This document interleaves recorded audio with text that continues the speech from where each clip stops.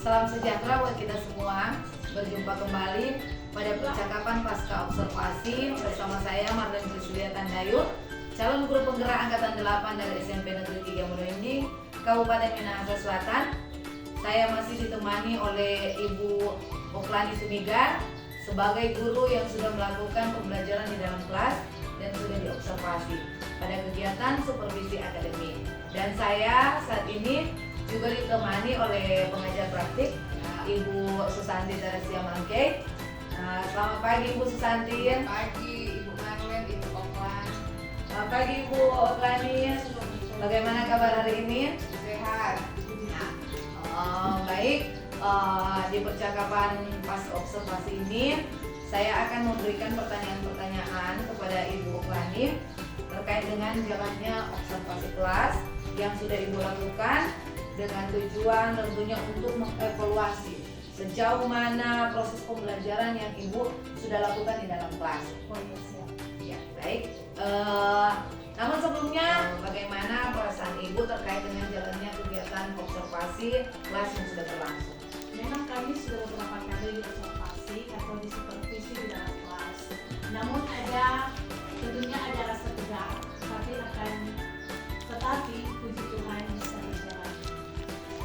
Baik, memang ya, walaupun memang Ibu Oklani sudah berupaya menjalankan dengan baik, pastinya berjalan dengan baik ya, tapi pastinya itu tetap ada rasa tegang ya, itu biasa ya ketika kita belajar di dalam kelas, biasanya kita hanya dengan siswa, tetapi ketika diamati pasti akan ada yang namanya perasaan tegang.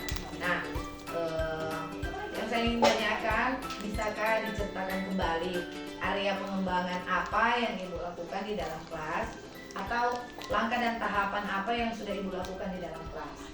Ya, tentunya untuk tahapannya saya akan membuat perangkat pembelajaran. Kemudian untuk area pengembangannya dari aspek pengetahuan dan keterampilan. Untuk pengetahuan, siswa mampu membedakan mana gereja yang gedungnya atau orangnya.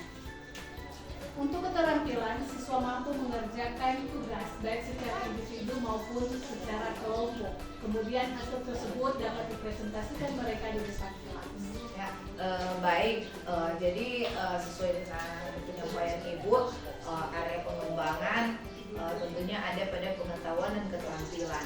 Nah, sesuai dengan hasil observasi yang telah saya lakukan saat Ibu mengajar di dalam kelas, memang ketika pembicaraan atau percakapan pra observasi, Ibu sudah mengatakan bahwa Ibu akan menyusun RPP ya, rencana pelaksanaan di dalamnya, dengan tujuan untuk agar supaya siswa ini mengetahui gereja itu maksudnya dalam implementasinya, gereja itu yang sesungguhnya bagaimana, tidak hanya gedung atau tidak hanya orangnya, betul begitu ya.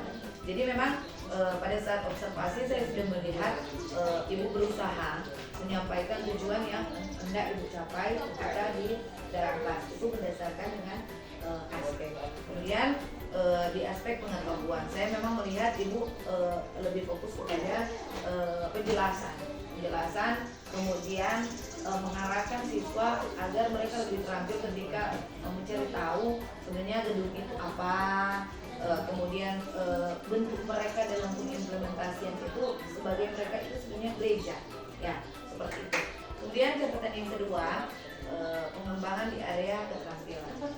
Nah, pengembangan di area keterampilan ini sesuai dengan yang Ibu sampaikan, agar mereka tahu apa itu ketika mereka sudah mempelajari, mereka tahu, kemudian dibagi dalam tugas kelompok ya, agar supaya mereka itu mampu mengenali, mampu menjelaskan, mengidentifikasi sesuai dengan tujuan yang Ibu sampaikan. Kemudian ketika mereka berhasil di dalam tugas kelompok itu bisa dipresentasikan di depan kelas. Ya, jadi terlihat ya mereka itu terampil membuat tugas kelompok, berdiskusi. Itu juga sesuai dengan penyampaian Ibu. Kemarin saya lihat Ibu menggunakan KSE, jadi pembelajaran berdiferensiasi PSE yang kemudian ada kegiatan-kegiatan di dalamnya yang sudah saya lihat ada pengembangan di sana menggunakan teknik stop, kemudian manajemen diri, kesadaran diri, kesadaran sosial, itu memang sudah saya lihat sesuai dengan area pengembangan yang kita bicarakan sebelumnya ya. Kemudian sejauh mana menurut Ibu pengembangan yang Ibu sudah sampaikan tadi sesuai dengan saya yang sudah saya observasi, memang saya sudah melihat, tapi menurut Ibu apakah pengembangan yang Ibu sampaikan itu sudah berhasil atau tidak? Menurut saya itu sudah berjalan dengan baik, namun memang masih ada kekurangan.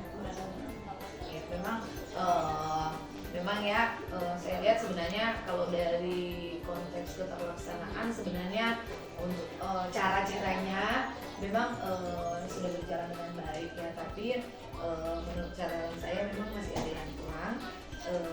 Dari kekurangan itu bisakah Ibu sampaikan apa menurut Ibu kekurangan dan kendala yang Ibu hadapi ketika proses pembelajaran ini? Nah, kekurangan atau hambatan yang sering terjadi, masih ada beberapa siswa yang tidak ingin terlibat dalam kegiatan belajar tersebut. Itu dapat dibuktikan ketika siswa tersebut kurang aktif saat pembelajaran dilaksanakan. Memang ya, saya pun ketika melakukan observasi kemarin di dalam kelas, saya melihat memang ada beberapa siswa yang memang masih kurang aktif ya, kurang aktif dan tidak ingin terlibat. Nah, menurut Ibu kenapa hal itu bisa terjadi? Ya, mungkin hal itu terjadi karena mereka yang kurang percaya diri atau pembagian kelompok yang belum terorganisasi. Itu kendala yang Ibu sudah sampaikan. Nah,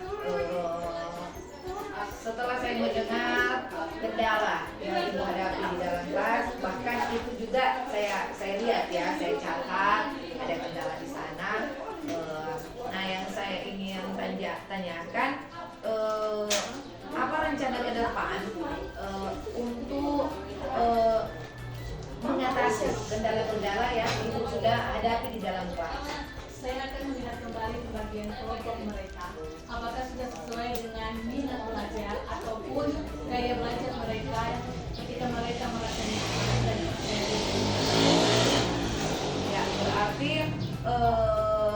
Ibu akan berusaha mengevaluasi kembali pembagian kelompok, apakah itu sudah sesuai atau tidak, agar supaya pembelajaran mendatang akan lebih maksimal lagi daripada hari kemarin. Nah, dari dari penyampaian Ibu, rencana ke depan yang akan Ibu, nah, ukuran keberhasilan apa? Ketika tadi bilang masih ada yang kurang semangat atau kurang aktif, ukuran keberhasilannya ketika nantinya kegiatan yang Ibu nantinya akan jalankan itu Ibu kira-kira di mana? Ketika mereka mampu percaya diri untuk tampil ke depan, ketika mereka mampu untuk berkolaborasi dengan mereka, ketika mereka saling bertukar ide untuk mempresentasikan apa yang sudah mereka lakukan. Jadi saya ambil satu itu ya, ukuran keberhasilannya ketika mereka memang sudah benar-benar siap dan aktif untuk action di dalam kelas ya, sampai dari awal, dari diskusi, kemudian sampai di presentasi kelas itu ya menurut. Nah, menurut Ibu siapakah yang akan mendukung keterlaksanaan ketika Ibu mau hal itu berhasil? Siapa saja yang akan bekerja sama dengan Ibu? Tentunya ada siswa, ada juga berarti Ibu menggunakan semua aset yang ada di sekolah untuk bekerja sama agar supaya nantinya kegiatan belajar bisa maksimal ya, tentunya itu pun untuk keberhasilan para murid ya, betul begitu? Nah, mudah-mudahan rencana Ibu itu dapat terrealisasi dan memberikan pembelajaran yang lebih baik ya. saya akan tunggu cerita-cerita Ibu nanti apa bisa direalisasikan atau tidak. Nah, kapan Ibu akan melakukan perubahan dengan rencana yang sudah Ibu sampaikan tadi? Untuk waktu tepatnya belum bisa saya tentukan karena tentunya ada persiapan tentunya. Namun akan saya usahakan agar terlaksana secepatnya. Berarti untuk jadwalnya belum bisa ditentukan ya, karena memerlukan persiapan tentunya dari diri Ibu juga ya. Kemudian ada banyak persiapan yang akan Ibu persiapkan tentunya dengan berkolaborasi dengan kepala sekolah. Jadi saya sampaikan di rekan-rekan dulu tentunya juga dengan siswa ya. Baik, dan sekarang bagaimana perasaan Ibu ketika pelaksanaan mulai dari observasi sampai saat ini pasca observasi? Tentunya ada masalah, tapi dengan Terus apa yang Ibu dapatkan dari percakapan kita mulai dari observasi sampai pada pasca observasi? saya dapatkan begitu banyak ilmu yang bisa saya jadikan untuk kehidupan saya. Baik, luar biasa ya, berarti kegiatan pra-observasi, observasi pasca observasi ini membawa dampak yang luar biasa kepada Ibu ya. Jadi itu membuat energi yang baik, juga tentunya agar nantinya indikator implementasi di dalam kelas menjadi lebih baik ya. Baik, terima kasih ya Ibu Oklani atas jawaban-jawaban. Semoga apa yang sudah direncanakan, apa yang sudah disampaikan itu bisa terlaksana dengan baik dan terrealisasi dengan baik. Tentunya demi kemajuan siswa kita yang ada di SMP Negeri 3. Terima kasih ya Bu Oklani. Nah baik, selanjutnya saya berikan kesempatan kepada Ibu Susanti sebagai pengajar praktis untuk memberikan tanggapan dan umpan balik terhadap kegiatan percakapan pasca observasi atau observasi di dalam kelas. Terima kasih kesempatan yang diberikan. Jadi selaku pendamping kami sangat mengapresiasi untuk kolaborasi yang sudah terbentuk antara coach dan coaching. Jadi Bu Oklani orang ini dalam praktik sebenarnya supervisi akademik yang menjadi tugas dari Ibu Marlen selaku calon guru penggerak, tapi juga tujuan utamanya bukan hanya untuk memenuhi tugas, tapi lebih ke bagaimana untuk bisa berbagi. Sehingga yang digunakan adalah teknik coaching. Teknik coaching ini mau mengarahkan sehingga si coach yang dalam hal ini adalah Ibu Marlen tidak akan memberikan solusi, tidak akan memberikan jawaban, tapi semuanya itu berdasarkan jawaban atau solusi yang didapat langsung oleh coach atau Ibu Oklani. Sehingga tadi saya selaku observer, saat ini juga selaku observer menilai bagaimana proses percakapan pas observasi dengan teknik coaching sudah terlaksana dengan baik. Tentunya kami sangat mengapresiasi karena kegiatan hari ini boleh berjalan dengan baik, tapi juga dari kegiatan-kegiatan sebelumnya. Jadi tujuan dari kegiatan ini adalah pertama mungkin CGP baru akan meng-coach satu orang, satu rekan guru. Selanjutnya mungkin dari MC Oklani belajar dari Ibu Marlen akan berhadapan dengan rekan-rekan guru yang lain, sehingga orang satu dengan yang lain saling berbagi. Nah, inilah prinsip menjadi pemimpin pembelajaran, seperti Ibu Marlen bilang, bukan cuma menjadi seorang pemimpin punya jabatan sebagai kepala sekolah, tapi juga orang di dalam kelas itu sudah sebagai pemimpin pembelajaran, bagaimana mewujudkan pembelajaran yang berpihak pada murid. Terima kasih untuk kegiatan hari ini, luar biasa. Kedepannya nanti kalau ada hal-hal lain lagi yang ingin dikembangkan, ingin didiskusikan, boleh satu dengan yang lain saling memberikan pendapat, saling juga berdiskusi dan berbagi dengan mungkin guru yang saat ini belum bersama-sama dengan selanjutnya. Terima kasih. Nanti juga sudah cukup dengan refleksi, tapi juga Ibu Marlen sebagai coach boleh menyampaikan refleksi bagaimana perasaan ketika berperan sebagai coach menghadapi Ibu Oklani sebagai coach atau dalam kegiatan supervisi akademik. Ya, baik, refleksi saya ketika saya menjadi coach dengan coach Ibu Oklani, ya memang karena memang kami sudah terbiasa ya, jadi tidak ada seperti skenario, kami memang di sini sudah terbiasa dari awal. Ketika ada kekurangan akan saling mengevaluasi. Jadi ketika adanya program dari pendidikan calon guru penggerak untuk mengcoach teman-teman, itu sebenarnya sudah bukan hal yang aneh ya, karena kami sudah terbiasa ketika salah satu teman mengalami kendala, mereka tidak akan ragu-ragu bertanya. Mereka tidak, ini bagaimana di pelanggan ini harus seperti apa begini. Cuma yang menjadi perbedaannya ketika waktu itu kami yang memberikan solusi. Maksudnya artinya ketika misalnya Ibu Oklani yang bertanya, saya yang memberikan solusi apa yang harus dikerjakan.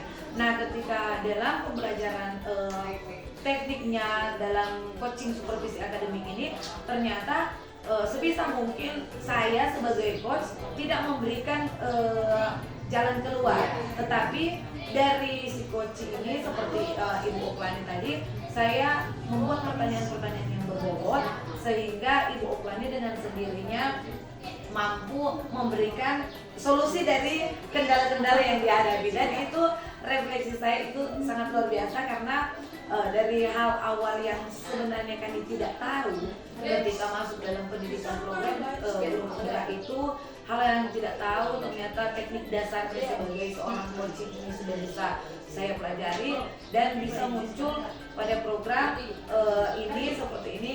Ada observasi dalam kelas, ada pra yang ternyata hasil-hasilnya di luar ekspektasi saya. Ternyata yang awalnya Ibu Oklani selalu datang bertanya, meminta solusi dan kami akan memberi solusi, padahal sebenarnya solusinya ada pada dia sendiri. Akhirnya itu yang muncul dan itu yang menurut saya luar biasa ketika mampu menjalankan menempatkan diri pada posisi seorang coach dan seorang coach, dan ternyata akhirnya pelaksanaan supervisi akademik mulai berjalan sesuai dengan tujuannya.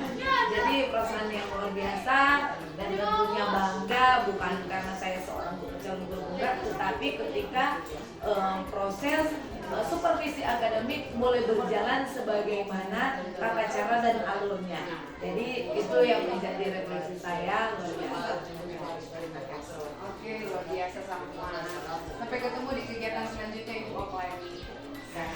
Dan akhirnya rangkaian kegiatan supervisi akademik sudah selesai, dimulai dari percakapan pra-observasi, observasi kelas, dan pasca observasi. Saya sebagai calon guru penggerak angkatan 8 mengucapkan terima kasih kepada Ibu Teresia Mangke, Ibu Susanti Teresia Mangke selaku pengajar praktik, dan Ibu Oklani Sumega. Terima kasih banyak, Tuhan Yesus memberkati.